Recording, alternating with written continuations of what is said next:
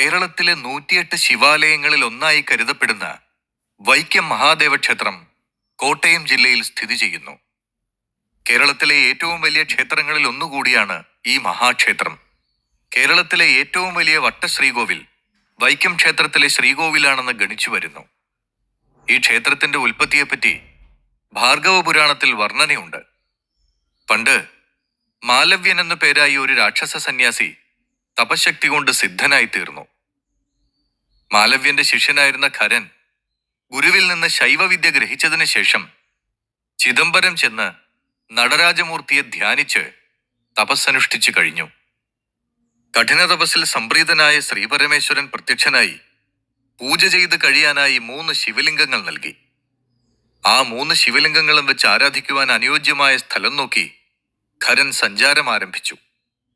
3 എണ്ണം ഉള്ളതുകൊണ്ട് ഓരോ കൈയിൽ ഓരോന്നും, ഒരെണ്ണം കഴുത്തിലും വെച്ചുകൊണ്ടാണ് ആകാശമാർഗം സഞ്ചരിച്ചത്. ഇങ്ങനെ സഞ്ചരിക്കുന്ന വഴി ക്ഷീണിതനായ ഖരൻ തനിക്ക് വിശ്രമിക്കാൻ പറ്റിയ ഒരു സ്ഥലം കണ്ടിറങ്ങി. 3 ശിവലിംഗങ്ങളും അവിടെ വെച്ച് ഖരൻ വിശ്രമിച്ചു. അതിനുശേഷം അവിടെ നിന്ന് യാത്ര തുടരാനായി ശിവലിംഗങ്ങൾ എടുത്തുകൊണ്ടുപോകാൻ ഒരുങ്ങിയപ്പോൾ ഒരു ശിവലിംഗം ഇളകാതെ അവിടെ തന്നെ ഇരുന്നു. മാത്രമല്ല, ഞാൻ ഇനി ഇവിടെ തന്നെ ഇരുന്നു കൊള്ളാമെന്നൊരു അശരീരിയും അദ്ദേഹം കേട്ടു. ആ സമയം അവിടെ വ്യാഘ്രപാദ മഹർഷി എത്തിച്ചേർന്നു. പരമപവിത്രമായ ഈ ശിവലിംഗം പൂജിച്ചുകൊണ്ട് ഞാൻ ഇവിടെ തന്നെ ഇരുന്നു കൊള്ളാമെന്ന് പറഞ്ഞത്രേ.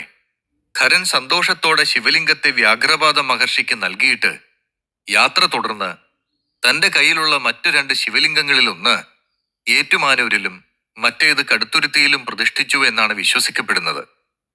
എന്തായാലും ഇന്ന് വൈക്കം മഹാദേവ ക്ഷേത്രത്തിലെ ഉപദേവതമാരിൽ ഒരാളാണ് വ്യാഘ്രപാദ മഹർഷി. ആ ഉപദേവതാ പ്രതിഷ്ഠയ്ക്ക് ക്ഷേത്രത്തിൽ പ്രത്യേക പ്രാധാന്യമുണ്ട്. മാത്രമല്ല, വ്യാഘ്രപാദപുരമാണ് വൈക്കമായത് എന്നൊരു ഐതിഹ്യം തന്നെയുണ്ട്. ക്ഷേത്രത്തിന് കിഴക്ക് വശത്തുള്ള ആൽത്തറയിൽ വ്യാഘ്രപാദ മുനി തപസ്സു ചെയ്യുന്നു എന്നാണ് വിശ്വാസം. ബ്രഹ്മാവിന്റെ ഒരു തല പരമശിവൻ നുള്ളിക്കളഞ്ഞിരുന്നു. ഇതിന്റെ പാപപരിഹാരാർത്ഥം ബ്രഹ്മാവിന്റെ തലയോട്ടി എടുത്തുകൊണ്ട് പരമശിവൻ ഭിക്ഷയാചിച്ച് നടക്കുന്ന കാലത്ത് വ്യാഘ്രപാദ മഹർഷി ശിവലിംഗത്തെ വെച്ച് ആരാധിക്കുന്ന സ്ഥലത്തുമെത്തി. അവിടെ ഒരു ആലിൻചുവട്ടിൽ വെച്ചാണ് വ്യാഘ്രപാദ മുനി ശിവലിംഗം പൂജിച്ചിരുന്നത്. ശ്രീപാർവതി സമേതനായി അവിടെ എത്തിയ ശ്രീപരമേശ്വരൻ വ്യാഘ്രപാദ മഹർഷിയിൽ സംതൃപ്തനായി വരദാനം നടത്തി മറയുകയും ചെയ്തു. അന്നൊരു കൃഷ്ണാഷ്ടമി ദിവസമായിരുന്നു. വ്യാഘ്രപാദ മുനിക്ക് ശിവൻ ദർശനം നൽകിയ ദിനമാണ് ക്ഷേത്രത്തിലെ ഏറ്റവും പ്രസിദ്ധമായ വൈക്കത്തഷ്ടമി ദിനം. അദ്ദേഹത്തിന് ശിവൻ ദർശനം നൽകിയ ദിനം മാത്രമായിട്ടല്ല വൈക്കത്തഷ്ടമി അറിയപ്പെടുന്നത്. ശിവൻ പരശുരാമനും ദർശനം നൽകിയത് അഷ്ടമി ദിനത്തിലായിരുന്നത്രേ. വൃശ്ചികത്തിലെ കൃഷ്ണാഷ്ടമിയായ വൈക്കത്തഷ്ടമി ദിവസമാണ് പ്രശസ്തമായ അഷ്ടമി ദർശനം. വൃശ്ചികത്തിലെ രേവതി നാളിലാണ് കൊടിയേറുക. വൈക്കത്തഷ്ടമി നാളിൽ ശിവൻ തന്റെ എല്ലാ ലീലാവിലാസങ്ങളോടെയും പ്രത്യക്ഷപ്പെടുന്നു എന്ന് വിശ്വസിക്കുന്നു. അഷ്ടമി നാളിൽ 7:30 വെളുപ്പിന് കുളിച്ച് ദേഹശുദ്ധി വരുത്തി ഭക്തവത്സലനായ ശ്രീപരമേശ്വരനെ തൊഴുതാൽ ഈ ജന്മത്തിൽ ചെയ്ത പാപങ്ങളെല്ലാം നീങ്ങിപ്പോകുമെന്നാണ് വിശ്വാസം. ശ്രീപരമേശ്വരന്റെ സാന്നിധ്യമുള്ള ഈ മുഹൂർത്തത്തിൽ ഭഗവാൻ ഒരു ദീപമോ ഒരു കൂവളത്തിലയിൽ ഒരു നാണയമോ അർപ്പിച്ചാൽ സർവപാപങ്ങളിൽ നിന്നും മുക്തി നേടുമെന്നും സർവാഭീഷ്ട സിദ്ധി ഉണ്ടാകുമെന്നും വിശ്വസിച്ചു വരുന്നു. വൈക്കത്തപ്പന്റെ മകനാണ് എന്ന് കരുതി വരുന്ന ഉദയനാപുരത്തെ സുബ്രഹ്മണ്യൻ അന്ന് വൈക്കം ക്ഷേത്രത്തിൽ എഴുന്നള്ളും. അഷ്ടമി വിളക്ക് കഴിഞ്ഞ് അച്ഛനും മകനും പിരിയുന്ന ചടങ്ങ് ദുഃഖസാന്ദ്രമാണ്. 5 ഇടത്ത് വെച്ച് സുബ്രഹ്മണ്യൻ അച്ഛനോട് യാത്ര ചോദിച്ച ശേഷമാണ് പിരിയുക. അഷ്ടമി ദിവസം ക്ഷേത്രത്തിൽ പതിവുള്ള നിവേദ്യങ്ങളൊന്നും ഉണ്ടാകില്ല. പുത്രവിജയത്തിന് വേണ്ടി ശിവൻ ഉപവസിക്കുന്നു എന്നാണ് ഇതിന് പിന്നിലുള്ള ഐതിഹ്യം.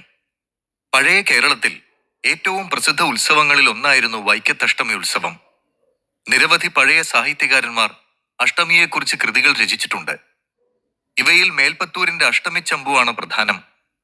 നടുവത്ത് അച്ഛൻ നമ്പൂതിരിയുടെ അഷ്ടമി യാത്രയും പ്രധാനമാണ്. അഷ്ടമി തൊഴാനെത്തുന്ന സാഹിത്യകാരന്മാരുടെയും പണ്ഡിതന്മാരുടെയും ഒരു സമ്മേളനവും ഇവിടെ അരങ്ങേറിയിരുന്നു. സന്മാർഗ പോഷിണി സഭ എന്നാണ് ഈ സദസ് അറിയപ്പെട്ടിരുന്നത്. കൊല്ലവർഷം 1086-ലോ 1087-ലോ ആണ് സന്മാർഗ പോഷിണി എന്ന സാഹിത്യ സംഘടന ഉടലെടുത്തത്. അന്നത്തെ വടക്കും വലിയ രാജാവും വൈക്കത്തെ ഏതാനും സാഹിത്യ രസികന്മാരുമാണ് ഈ സ്ഥാപനം കെട്ടിപ്പടുത്തത്. ആദ്യത്തെ സന്മാർഗ പോഷിണി സഭയുടെ ചരിത്രം ഒരു ലേഖനത്തിൽ പ്രതിപാദിച്ചിട്ടുണ്ട്. അതിപ്രൗഢമായ ആ സമ്മേളനത്തിന്റെ അധ്യക്ഷൻ കേരള കാളിദാസൻ കേരളവർമ്മ വലിയ കോയിത്തമ്പുരാനായിരുന്നു. കൊടുങ്ങല്ലൂർ കുഞ്ഞിക്കുട്ടൻ തമ്പുരാൻ, ഉള്ളൂർ എസ് പരമേശ്വരയ്യർ, ആർ ഈശ്വരപിള്ള, മാമൻ മാപ്പിള, കൊട്ടാരത്തിൽ ശങ്കുണ്ണി തുടങ്ങി അക്കാലത്തെ അതിപ്രശസ്തർ മിക്കവരും അതിൽ സംബന്ധിച്ചിരുന്നു. വൈക്കം ഗവൺമെന്റ് ഹൈസ്കൂൾ വളപ്പിൽ പ്രത്യേകം നിർമ്മിച്ച പന്തലിലായിരുന്നു ആദ്യ സമ്മേളനം. 8 ഏക്കർ സ്ഥലത്തായാണ് വൈക്കം ക്ഷേത്രം പരന്നു കിടക്കുന്നത്. സാധാരണ ശ്രീകോവിലുകളുടെ 3 ഇരട്ടി വലിപ്പമുള്ള ഈ ക്ഷേത്ര ശ്രീകോവിൽ കേരളത്തിലെ ഏറ്റവും വലിയ വട്ടശ്രീകോവിലാണ് എന്നറിയപ്പെടുന്നുണ്ടെങ്കിലും ഇത് കോഴിമുട്ടയുടെ ആകൃതിയിലുള്ള ശ്രീകോവിലാണെന്ന് അഭിപ്രായമുള്ളവരുണ്ട്. ശ്രീകോവിൽ മാത്രമല്ല, മണ്ഡപവും നാലമ്പലവും ചെമ്പുമേഞ്ഞതാണ്.